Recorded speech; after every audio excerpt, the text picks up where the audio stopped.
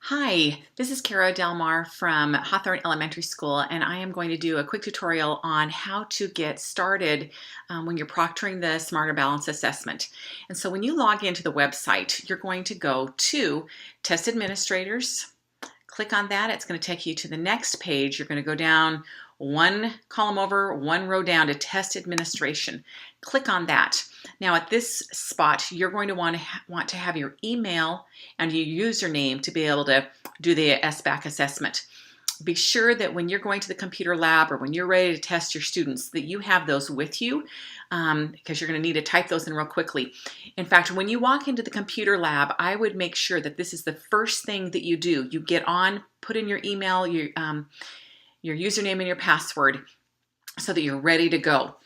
Okay, so then you're going to click on Secure Login, and it's going to take you to this web page.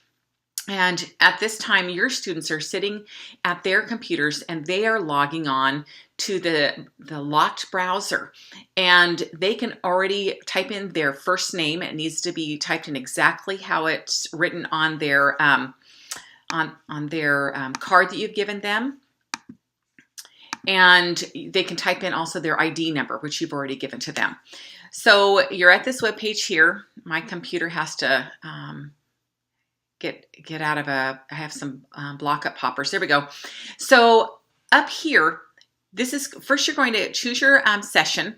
So the first thing you do when you get to this website, you're going to go down and find your test. Now, I'm not going to go into the summatives. I'll go ahead and find, I'll do a summative. I'll do a summative cat.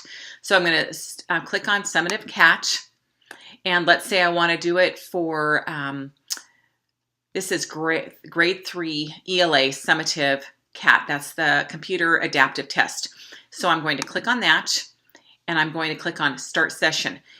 When you do that, this here, we've got summative tests down here. This is what you're going to be taking in the spring.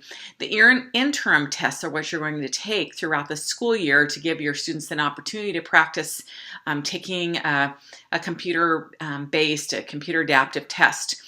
So when you're in the spring, when you're taking your test, you're either going to do the performance task, which is the PT here, or the computer adaptive test, which is this one right here. So we've selected it. And I'm going to click on Start Session. This is going to give you a student ID number. This is the number that you need to have up so your students can type this in on their browser. So write this up on your wall, post it someplace. You will have this number for about, I think, 15 minutes before, if you aren't actively having kids sign on, it'll log you out. So you can't just go and start this 30 minutes before you test, because what will happen is you're going to be in the middle of this process and it will have logged you out and you're going to have to go through some of this all over again. So do this right as soon as you walk into the computer lab, and the students will type in WA. The next box they'll type in this number, the next box they'll type in the 5, and then they're ready to go, and they'll log in and start checking their headphones if they need them. And you want to go through that, make sure that their headphones are working well, that they can hear out of them. We encourage kids not to play with the rate. If they speed it up, you can't adjust that in the middle of the test. You can adjust the volume, but you cannot adjust the pitch or the rate. So encourage them not to have it go too fast. And then also during the test, do not take back their usernames and their passwords, because during that test, if they get bumped out for some reason, and that has happened to us, they have to have their ID number and their password to be able to log back in. It will save where they were at, but they need to have that. Don't collect those until the test is all done.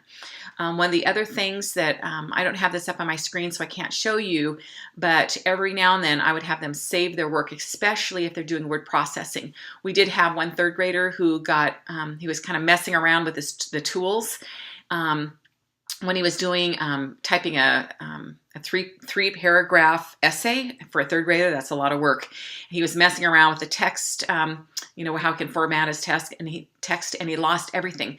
So I would really encourage you to have your kids save their work, especially when they're typing their paragraphs.